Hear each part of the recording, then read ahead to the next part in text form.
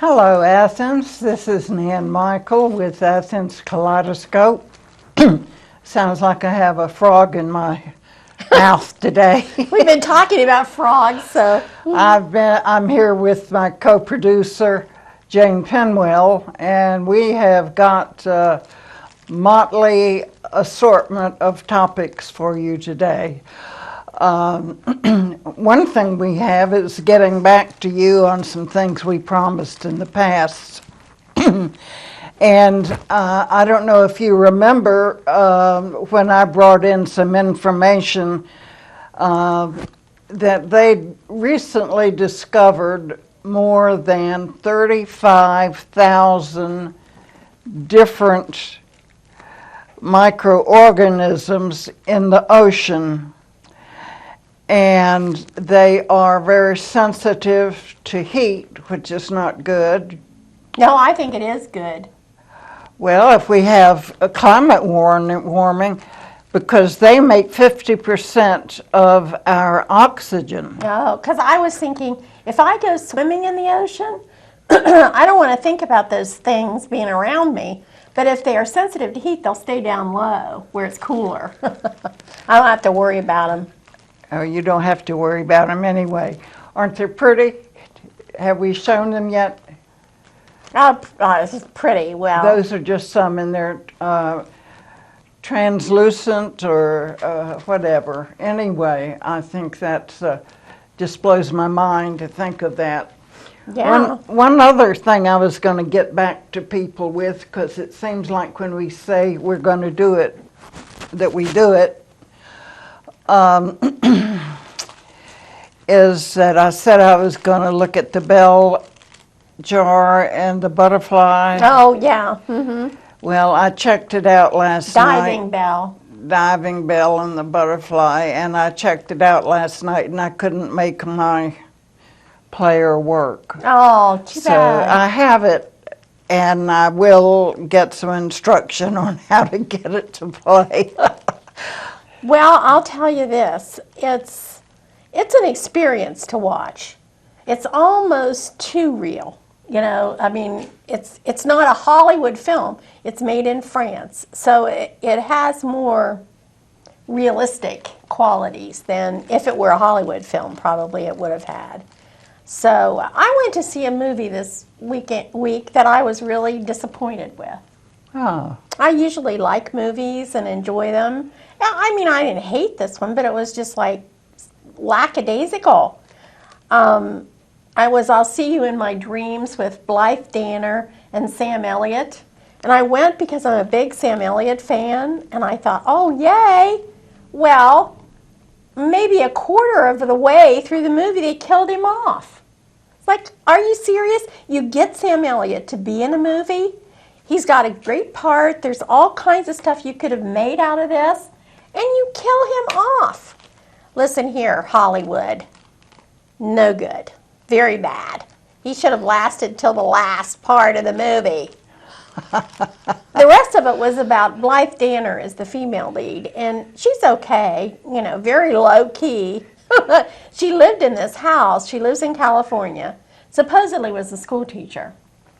She lives in this gorgeous house with a swimming pool. One wonders, you know, how this happened. But anyway, it's just like the Friends show. They lived in New York City in this fabulous apartment.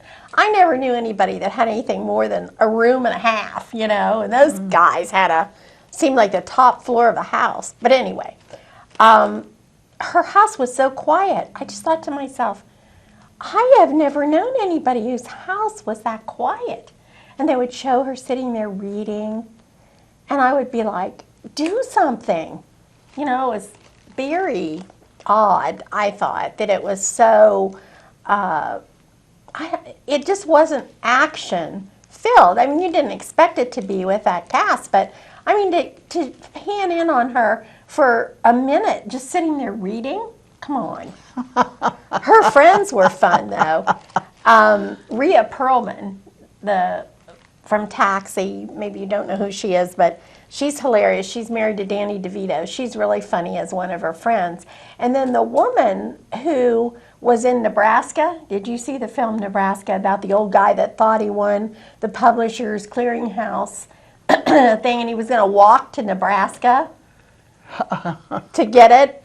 Well, anyway, the woman that played his wife was also one of the friends. And she's a rip-roaring, I'm telling you. She's fantastic.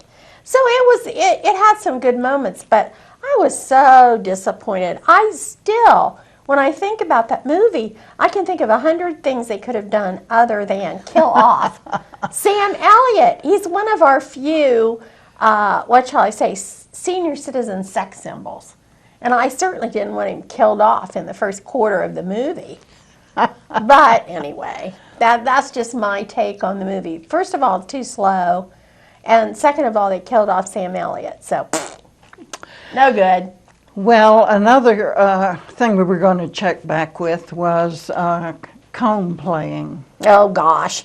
I know. I feel sorry for you. You're going to have to listen to this again. They don't have to. They can switch channels. Oh, no, they can't. They have to stay. If I have to suffer through this, so do you. Nan is somehow obsessed with this idea of playing a comb, which I'm not sure where this came from. But anyway, let me start with my tutorial.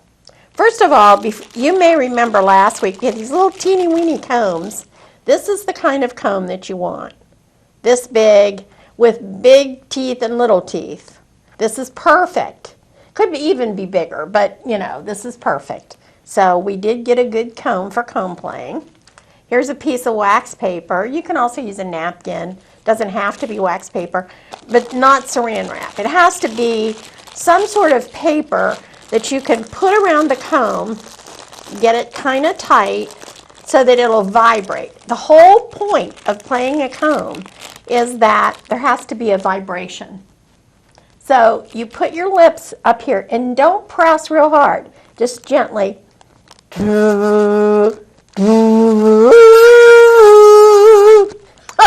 Sounds like we're going to Do that later when we talk about ghosts. Yeah, there you go. So the idea is to not pull the paper real tight. Leave a little something there so it can vibrate. And then you just kind of hum. She said I should do Alabama, but I'm not sure I can do that, so I can do. I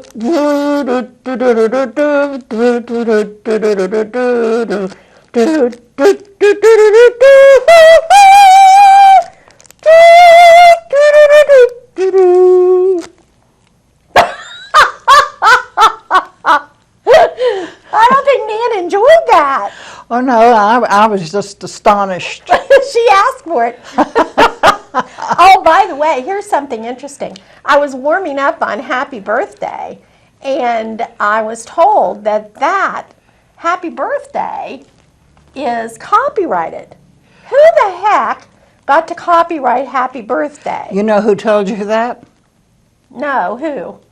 Me on the air. Oh, okay. So, Nan told me. I believe it. I just can't believe it.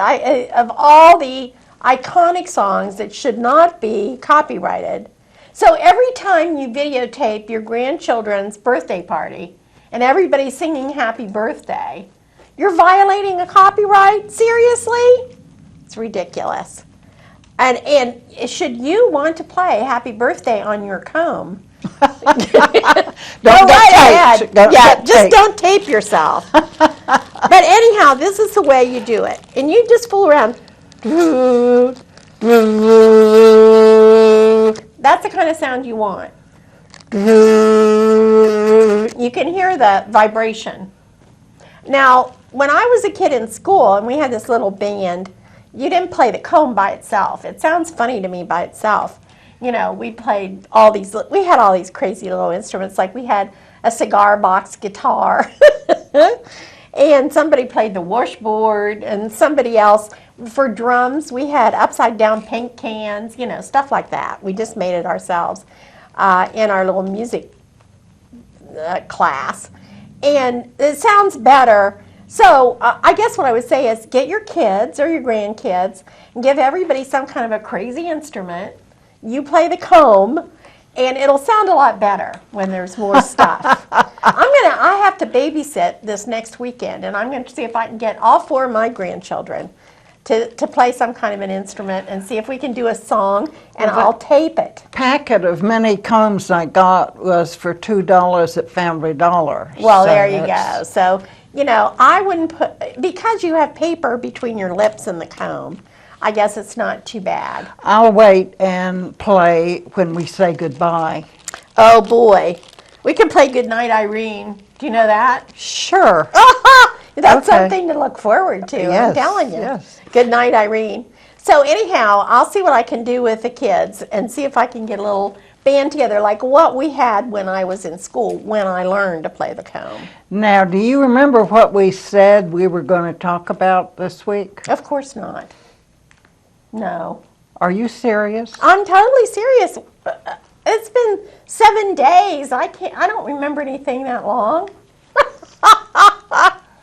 Actually, I do remember ghosts,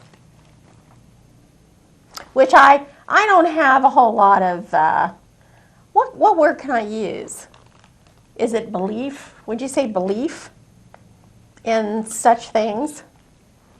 You're not superstitious. No, not at all. Well, I can't say not at all. Everybody's probably a little bit, but phenomena. Okay, I'm going to call it a phenomenon. There are inexplicable phenomena in our world. There's no question about that. And I said to Nan, one of them I thought was crop circles. And she told me to do some research, and I forgot until this very minute. But I can tell you what I know without And doing I have any. a book. Oh, she has a crop circle book. What I know without having done any extra research, just what I know from, like if there's a special on some obscure TV channel on crop circles, I'll watch it, okay? So everybody says, oh, poo-poo, these guys in England did it themselves. Yes, they did. They made crop circles they took a board and put some twine, and they just smashed down, the crop that way. Well, there's no way on God's green earth that they could have made all the crop circles that have appeared. So we know that those 2 guys showed a method for making crop circles. Okay, that's true. Did they make every crop circle that has ever appeared on the face of the earth? No, obviously not. Did other people take this information and make crop circles? Probably. But there are crop circles that are totally inexplicable. In areas where either they're so remote that people getting there with all these boards and whatnot is would probably never happen, A. And then B, in these inexplicable crop circles, when they take in scientific equipment, they find that there is a strange magnetic force inside the crop circle. And a lot of times, like your cell phone won't work, or some of their material or their scientific equipment doesn't work. So there is something going on. I don't think it has anything to do with ghosts or any of that. I think it's probably a natural phenomenon that we just don't know about. Natural, they just lay down. That I don't know. I can't tell you. I don't have enough scientific Research. information. Yeah, and neither does anybody else. Nobody knows what causes Okay, it. what I read in there called crop circles is that they have been duplicated using microwave energy in some fancy kind of way. And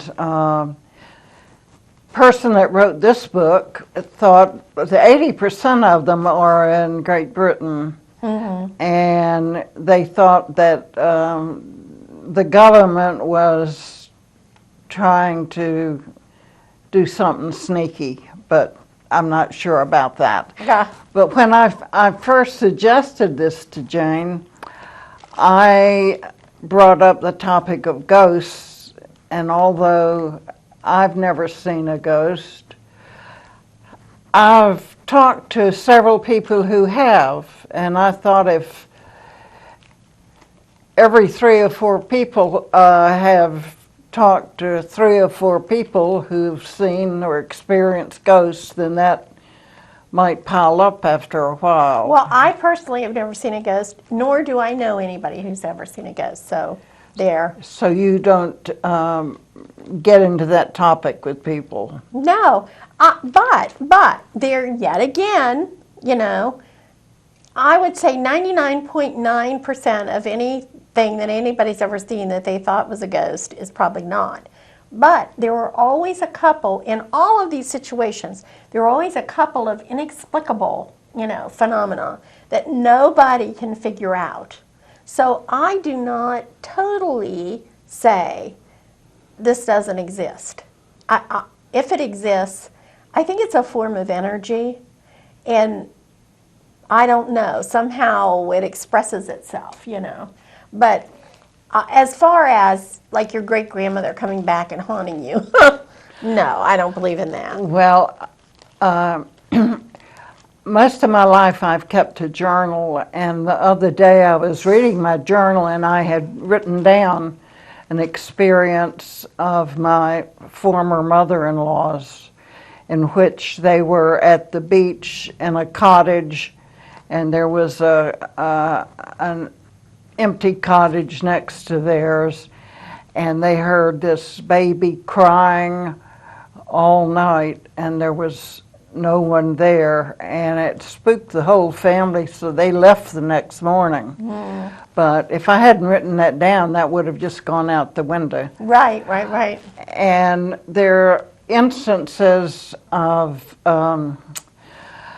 my grandfather's sister lived in the Philippines, and one day he said,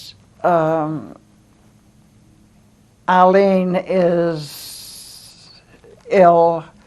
I'm going to have to go to the Philippines and get her.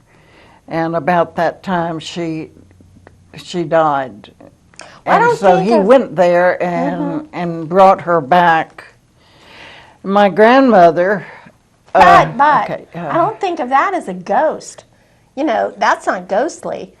That, you know, they had some kind of a connection, obviously. Okay, so you believe in... I think that, oh yes, oh yes. I think that we have, Shakespeare said there's more things under the sun than man dreams of.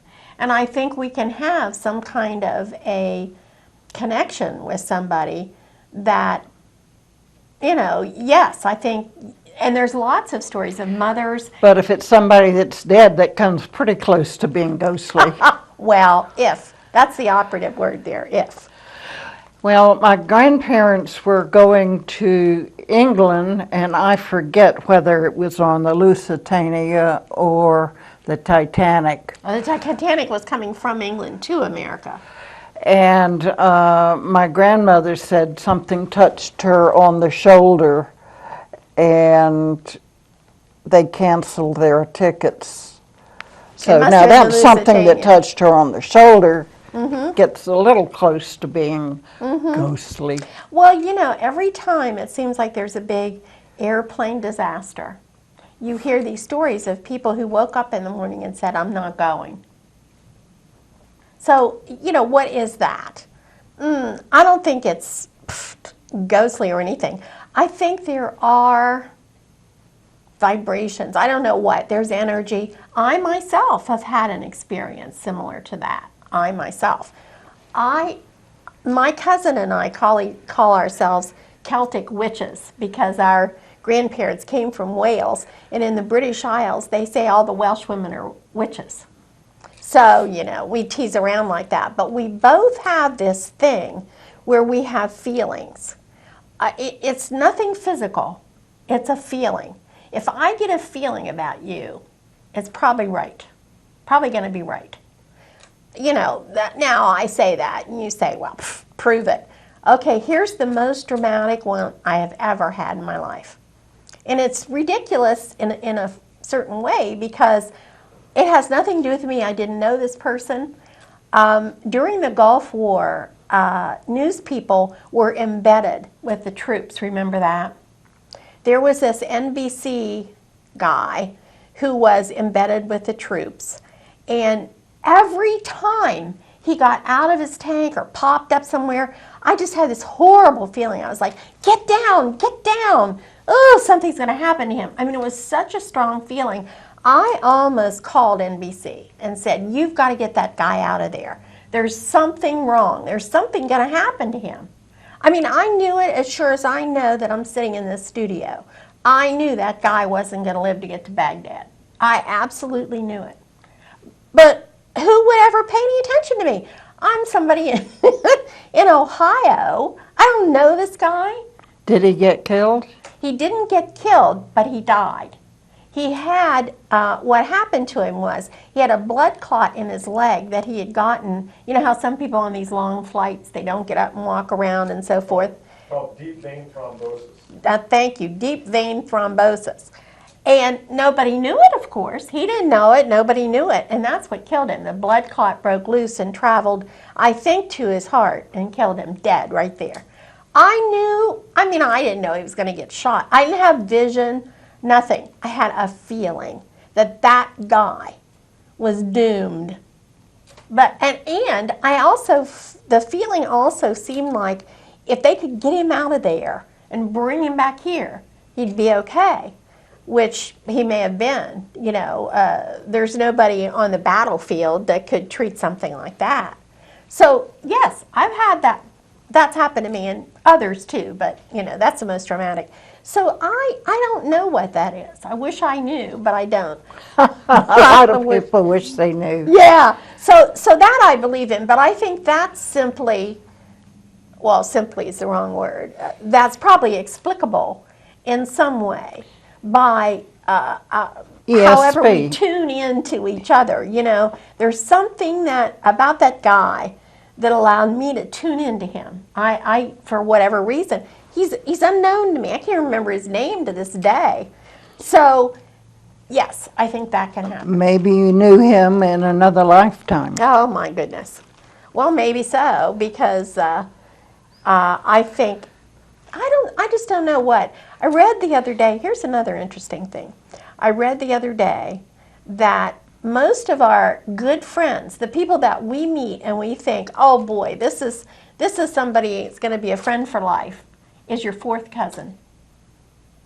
That we tend to become really good friends with people who are in some way related to us.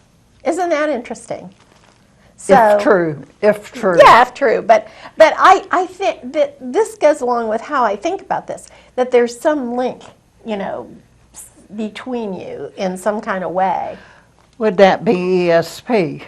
Well, it could be. It could be. Although I'm not sure what ESP is, so that's what I always say. Extrasensory perception. See, I don't know about that. What I always say, though, is that it's a feeling. It comes over me. It isn't, I don't have a vision.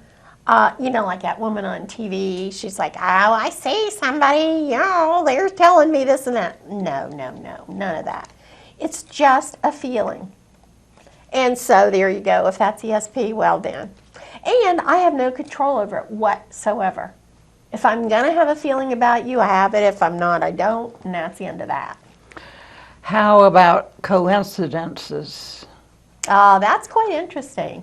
Yeah. You know, some people believe there are no coincidences. That, like my grandmother used to say, if you said, oh boy, that was good luck, she'd say, there's no such thing as luck. There's no such thing. She believed that everything was, you know, mapped out. Well, I guess the biggest coincidence that I experienced was my daughter had never done the I Ching. Oh.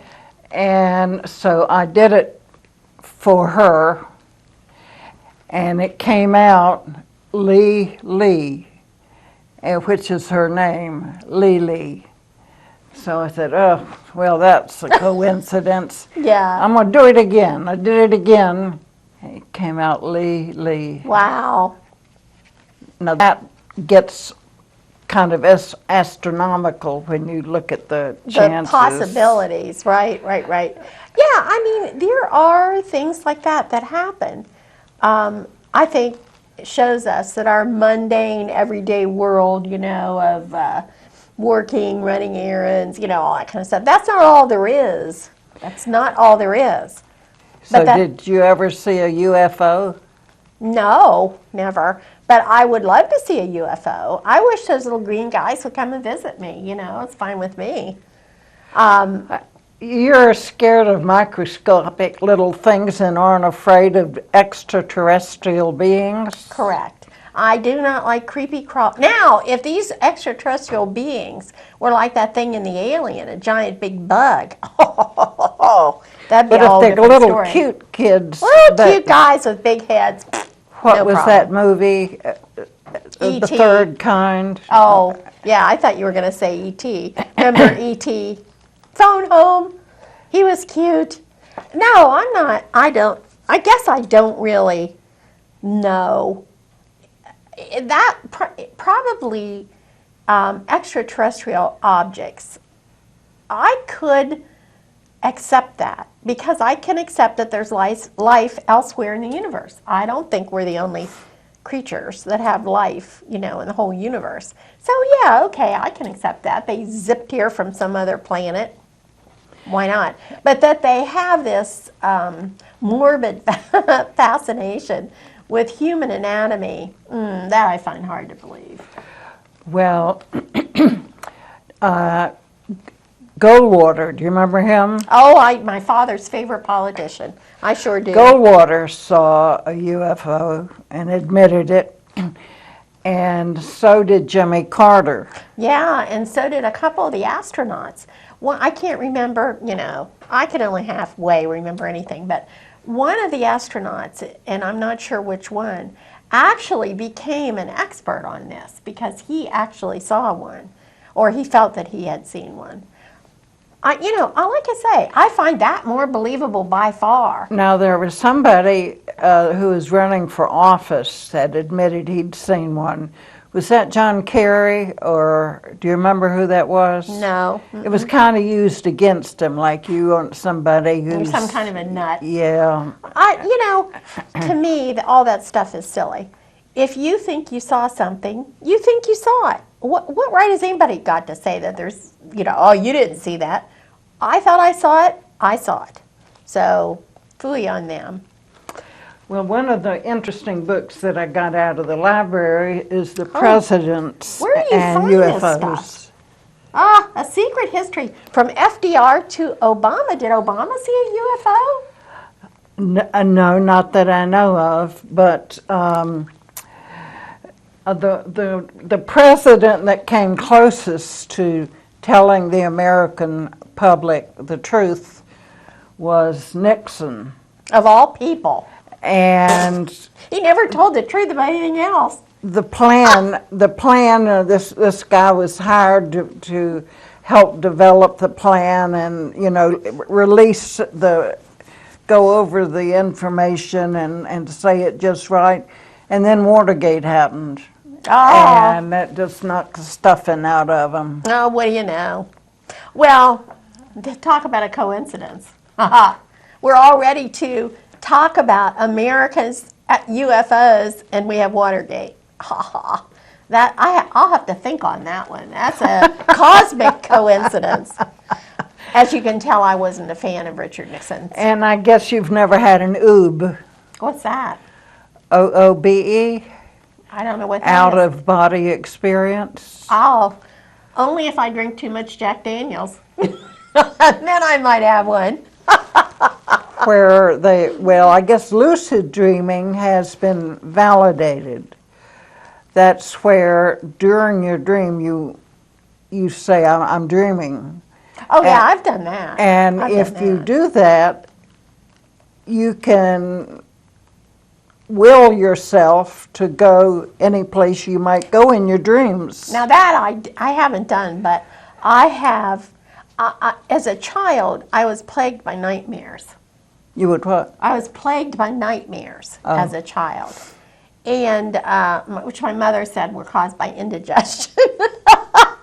of indigestion made me have a nightmare about witches. But anyway, so I learned that I could tell myself in my dream that it was just a dream, and therefore get out of it.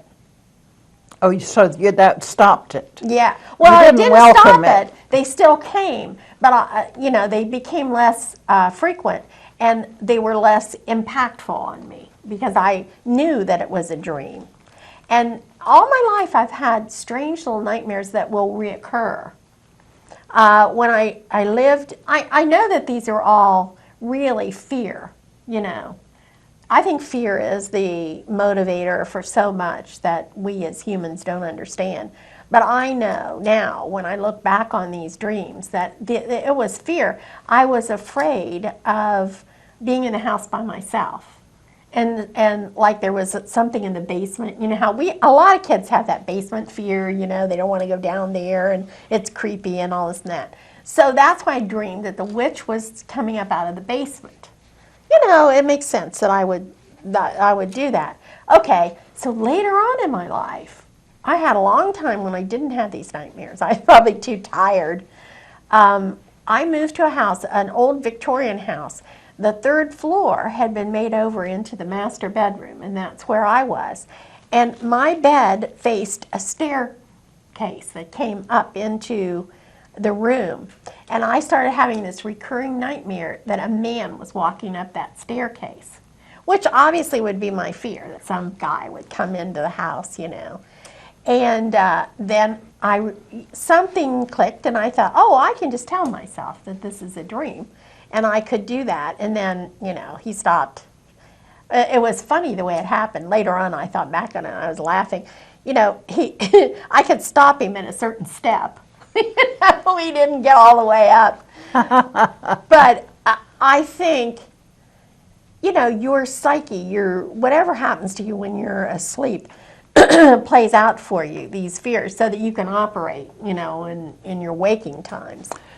When I was left alone in the house at night, I would talk as though someone else were there. Like, well, I'll be up there in just a minute, and I'm getting this for you. So if someone is, about to come in, they'll think there's someone else there. I'm getting a butcher knife now. It's a big one. My grandmother always had told, the least psychic person in the world, in America anyway, I'm sure, but she always told about her parents ran a general store, and they had this knife, and I'm not kidding you, it was that big. It was like a machete, and it was always sharpened to this, really sharp, so they could cut the cheese or, whatever they had to cut. And she always told about being in the store by herself. And she would say that, to herself. I've got this knife. If anybody comes in here and tries to rob me, I've got a knife. And she said that got her over the hump, just knowing that she had that knife. Whether or not she could have stuck it into anybody, I don't know. But she felt better because she had that knife. Well, you already told me that you don't believe in reincarnation. No, although, everything I don't believe in, I can see a little something, something there. When they talk about the Dalai Lama, that's the major religion in which reincarnation is practiced. They go, when one Dalai Lama dies, they go and find the child into whom his spirit went and make him the next Dalai Lama. And so, that seems far-fetched to me, but it's pretty amazing if you read about it, what these little kids, when they take them away from their parents and everything and take them to wherever they go to be the Dalai Lama, they do seem, some of them, not all of them, but some of them have had memories or have expressed memories of, former lives. Well, Ian Stevenson was or is a professor, I guess emeritus at, I believe it's the University of Virginia, and he has spent his professional life researching tales of young children who say they are reborn and going with the young children where the children say, this was my family and there's my brother and this, that, and the other. Yeah, I know So- that happens. Yeah, I've read about that stuff too. And the name of his book was 20 Cases Suggestive of Reincarnation, because those are the facts, and he has no other explanation for it. But being a scientist, he didn't say, this is the way it is. Well, see, this goes back to my feeling about energy. Maybe what a soul is really is energy, you know, some other form of energy that we don't know about. And maybe it's, you know, it doesn't dissipate. So it has to go somewhere. You know, energy can't be static. So who knows? I mean, I'll have to think on this, but yes, I have read those instances of these children saying, I lived in a high rise in Chicago and they live in Kansas, you know, or something. I have read some of those, yes. So that's probably, that and the UFOs are more interesting to me than anything else, because they're grounded in something that could be fact, you know, true. Scientifically, you could explore these things. Well, I have a huge book called Discovery of the Unconscious. And that is very interesting, how they determined or discovered that there's an unconscious. And that seems to be what's going on with channeling. Well, yeah, I suppose it would be. And I remember reading Jane, who wrote the Seth books. I don't know. You didn't read the Seth books. Oh, how many years ago? Well, I can't remember. What is that, 40 years ago?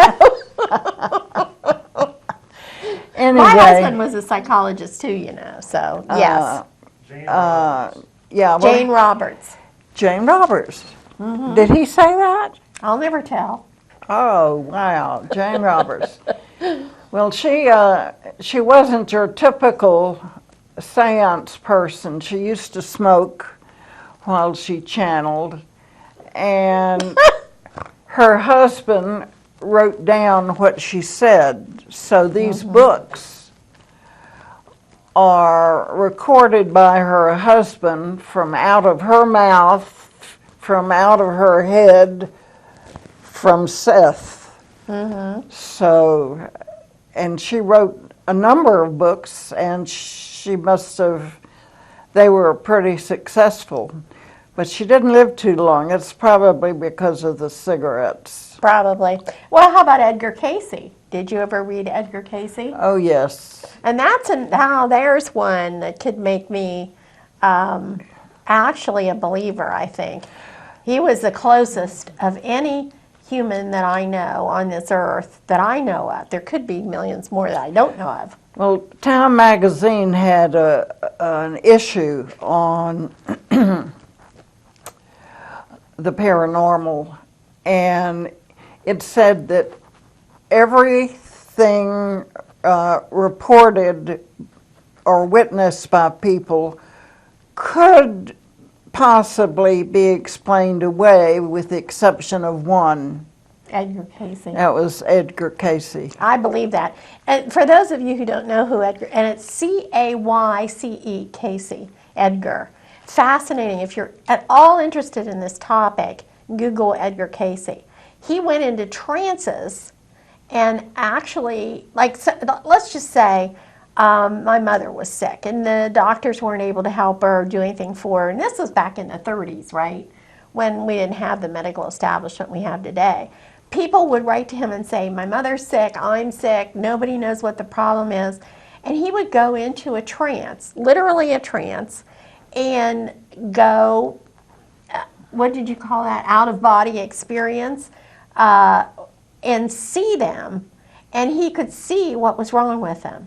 And he would write to them and say, you need to do this, this, and this because you have a blockage here or what have you. And I think 90% of the time they were cured as a result of this. And he has a very interesting life too. He was sure that he lived before, and he could give all kinds of information about this former life that he had. And He didn't in the beginning believe in reincarnation. That's right, He yeah. was a minister, and Yes. that was against his belief. But when he was told what he said when he was out of it, Mm-hmm. he couldn't deny that anymore. And he had a belief that a lot of this information came from, he didn't say another dimension. I can't remember exactly, but like other worldly beings or something, or an otherworldly force that kind of encircled the world, kind of like our magnetic force, that keeps our planet in line. He didn't think it was him at all. He thought he was channeling this from some other worldly force. So that made it even more interesting to me. And he never made any money, wanted to make any money out of it or anything. I mean, he just believed that he was one person in this world who somehow could click into that. And he didn't believe that he should make money from it at all. And he didn't charge for anything. People gave donations, which is how the Casey Center, I think is in Virginia Beach. Yes, I believe. it is. So what is it about Virginia and these people? But anyway, not elaborate, not millions of dollars, nothing like that at all. Just a very humble, God-fearing, like he said, he was a preacher. Very interesting case, one that would really make you think twice before saying that there was no truth to it. So, after I've been such a skeptic, and I am such a skeptic of almost everybody, even I will say Edgar Casey is a phenomenon. Well, I was talking to someone the other day who mentioned or observed how much people want to believe in magic or the unbelievable, the difficult to believe. I mean, people, how many reportings of UFOs there have been. Yeah, of course. And I read recently that more than 1,000 reportings of UFOs were seen last year in Canada. And most of those reporting them were police and pilots. Well, I mean, what is a UFO? We immediately think little guys, little green guys flying around. But, a UFO, maybe it's some kind of, like they have the Northern Lights in Canada, right? Pardon? Northern Lights in Canada. And if you've ever seen that, that looks like a UFO right there. I mean, they're green and all different colors and so on. Who knows what that really is? Yet again, I think 99.9% of them can be explained somehow. But there are always those one little, little ones there that they can't explain away. Well, before we run out of time, I have a little band box that I want to get up on for our viewers. And you too, I think. Now say it again. I have a little. Play it again, Sam. I'm going to get up on my band box and talk about Soapbox. soapbox, yes, and talk about something. And I hope that our viewers will take action, and I hope you will too. There has been, all of a sudden, I don't know why all of a sudden, but all of a sudden there has been news that there is some thought and talk in Washington of revisiting the ability of people who are incarcerated to use Pell Grant funds. To for use what?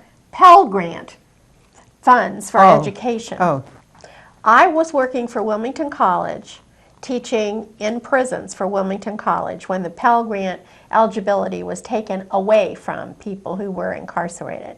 We had, oh, I don't know, probably 50 maybe people who had to just stop their education because the Pell Grant eligibility had been removed from people who were incarcerated. That was a terrible blow because, as you can imagine, hardly anybody in a prison wants to go to college. I mean, it's just not something that a lot of people in prison want to do. But the ones who do want to do it, my goodness, to be supported and to be able to get an education so that when you get out, you have some prospect of a decent life. And then to have that rug jerked out from under you, it was horrible. It was really one of the worst times in my life when we had to deal with that. So now the Department of Education is revisiting the possibility of allowing people who are incarcerated to use the Pell Grant again. So people write to the United States Department of Education and support this because research shows, and this is not some hokey jokey thing, this is true, good scientific research shows that getting an education while you're in prison changes your possibility of coming back to prison by 25 to 40%. So look at that. If you can change recidivism, you can start emptying out these prisons because most of them come right back. 6 months, 8 months, there they are back again. So we can stop that. You're paying for that. You're paying the equivalent of what it would cost to send somebody to Harvard to keep them in these prisons. So why not give them an education and let them get out, and chances are they won't come back. This to me is no-brainer, absolutely a no-brainer. And I'm going to start writing, you can go to the Department of Education website and pester them with your emails, and that's what I'm going to do. You can talk, write to the editor too. Yes, exactly. Local. Exactly. The more support that this idea gets from the public, what caused this in the first place to be removed, because it was there for years and years. Ohio University had a program at the Chillicothe prison and a couple of others. I mean, lots of colleges did. What caused this to be removed is that some group of people found out about it, and they felt that prisoners didn't have a right to Pell Grant funds because they were taxpayer. That was taxpayers' money. So they didn't have a right to that. They had forfeited their right by being incarcerated. And I guess I understand that, but the end result of allowing the prisoners to use the Pell Grants and get an education is that they didn't come back, thereby saving the taxpayers a whole lot of money. Because you can imagine if you take an adult human being and you have to watch them 24 hours a day, and you have to keep them from doing stuff 24 hours a day, how much that's going to cost. It's a tremendous amount of money. So if you have any interest in this topic at all, do something. Make your thoughts known. And go on the U.S. Department of Education's website and leave some comments. As I said, I'm going to start pestering them every day. They're going to be so sick of me, they won't know what to do. So what are we doing for time? Well, I'm not sure, but I think that it's about time to look at the turtles. The turtle, was there more than one turtle? I just saw one. Oh, bunch of turtles. Bunches of turtles. Those of you who have ever, as a kid, tried to catch a snapping turtle, haha, you'll see. If you have any fingers left. Yeah, if you have anything left, you'll see these guys are pretty brave, really, because one of those turtles is pretty big. So we are going to show you some brave guys catching snapping turtles. This is a small creek running up 329 just out of Amesville. What we're going to do is we're going to reach underneath the banks and hopefully find some big snapping turtles, pull them out, put them in a bag. The guys I got along with me today is we got Jerry Bennett. He's one of our main feelers. He's one of the forefathers of this excursion. He's right here on my left. And we got Shane Howard, and he's going to be, are you going to feel or are you just going to carry it? But we just carry him. Probably just carry him. He's going to be our bag man.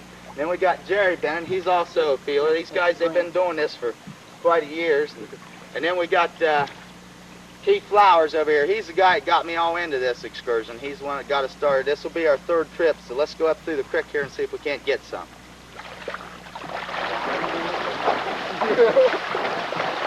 Go ahead, this will be a good experience for you. I'm holding his head down. He can't bite I got you. his tail. You got his tail. I got Now, his that, wait till I count three. Let me get my hands away, because he will bite me. Ready? 1, 2, get. Not bad. Right there's what we're looking for. And like we said, that turtle there was facing down creek. 80% of the time, they're facing up creek. And that could have been anybody. How big is that one? How many I'd pounds? say you say? 4 pounds. 3.5. I couldn't get him back. He wouldn't let me bring his head up. And you always go back in case he's got a friend in Buddy there. laying in there with him. Right, and they're very easily could be. Boy, they do have a smell to them, don't they? How long can they stay under there without coming up for air? That's a question I don't really know myself. They have to breathe just like we do. Where's the bag, You have to man? come up periodically. That would teach you how to handle a turtle. If you get him by the back leg, he can't bite you either. The best way to get him when you put him in a sack is put your hand right there like that, and that draws his head in when he tries to bite you. Then he don't bite the guy at the sack, see? Okay. And you flip him over, Drop him and in. he's in. All right. Starter, right? Well, we're going along here because you can see these roots, and usually there's a bank underneath there, a pocket where they can get in. This isn't really too good right there, but that's one of the best places to look.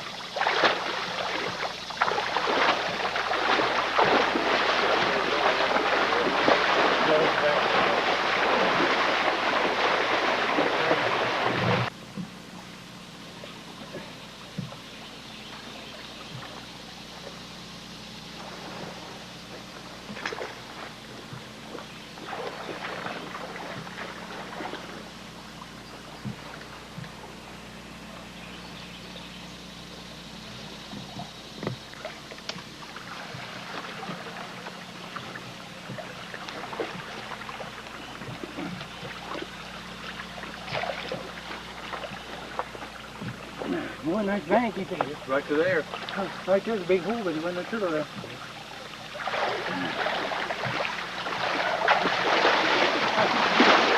You're getting close to him.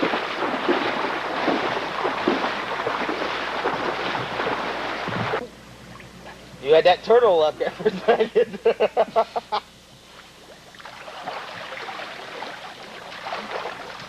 Oh, no. It'll be right there. I caught a muscle.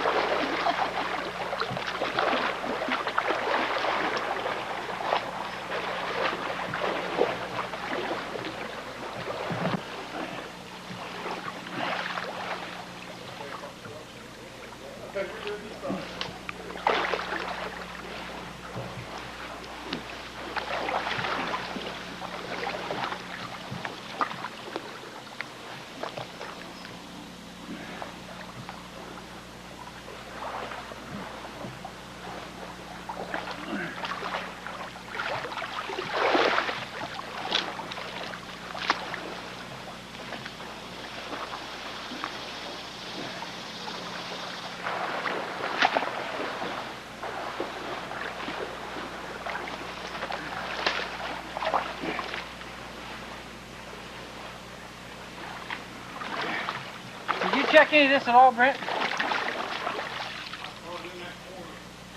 I went up on the bank, pushed a hole down in. I still think there's a turtle in here. I'll dig a hole in the top. Go down in.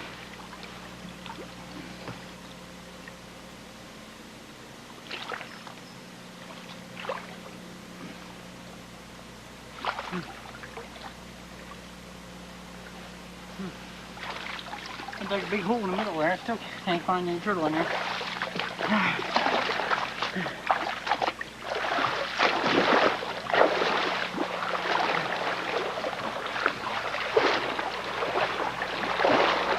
Number of turtles you've caught in a day's time? By myself, Most I ever caught in one day was 14, and that was over Circleville, Ohio.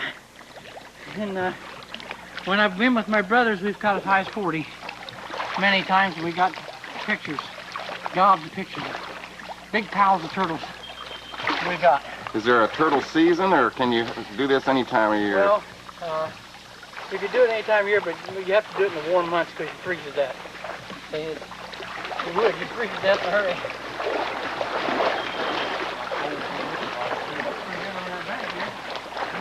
Come on, Pete, break down so I get started.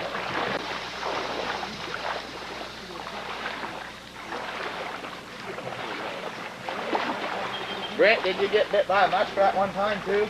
Yeah. Up Mount Vernon height. That felt good, didn't it? Oh shit. He tear you up? No, you really didn't get a. I just reached in, bumped his foot, and I thought I had a snapper by the leg. By the leg? Back then I was kind of jumpy, pulled my hand out, and I got thinking about it. Stuck my hand back in for the second time, and it nailed me. Nailed you then, huh? Just all it did basically was broke the skin, good enough to give me rabies. Is that right? Yeah.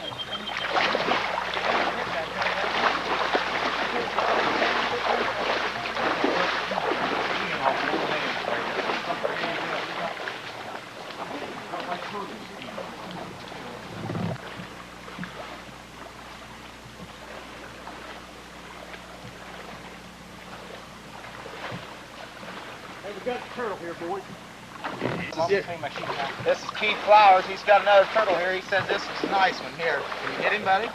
He needs some help. Working on here. Them turtles get their claws I got it. back there in the bank. Yeah, there's what we're looking for. Yeah. Yeah, Nice turtle there. that's a real turtle there. Ooh, listen to them jaws. He's a little mad there. Boy, they sure do stink. Pretty good smell to it. Yeah, I like it. I like it. How big is this one now? What do you think? We got 10, 11 pounds? I'd say That's 12. 12? 12 maybe.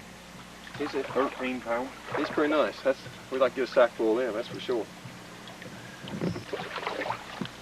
Reach in there like I showed you, Keith. Yeah, I'm just going to get him over this way. Reach in there like I showed you. Put your hand in the middle. Run it up. Put your fingers I'm on the just skin gonna when you let got him. Here. He'd turn his head up. Run your hand there real fast. He can't bite you. He ain't going to bite me. I can smell that thing now. Gee, Lord. All right. One down. It's your turn, man. Hey. Here. All right, how'd you like that? Oh, I think it's exciting. Those turtles, you know, turtles are like a mystery. They're inside their little shells. What are they doing in there? But anyhow, we'll leave that for another. Speaking of mysteries, Speaking of real life mysteries, what are turtles doing inside their shells? Okay, Athens. Thanks for watching. and I was gonna. Yes.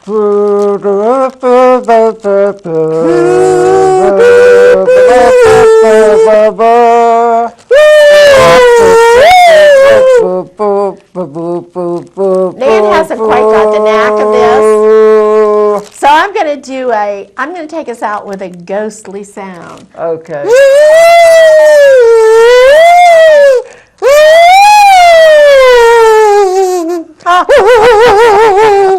Okay, Athens, that's as ghostly as I can get. See you next week. Thanks for watching.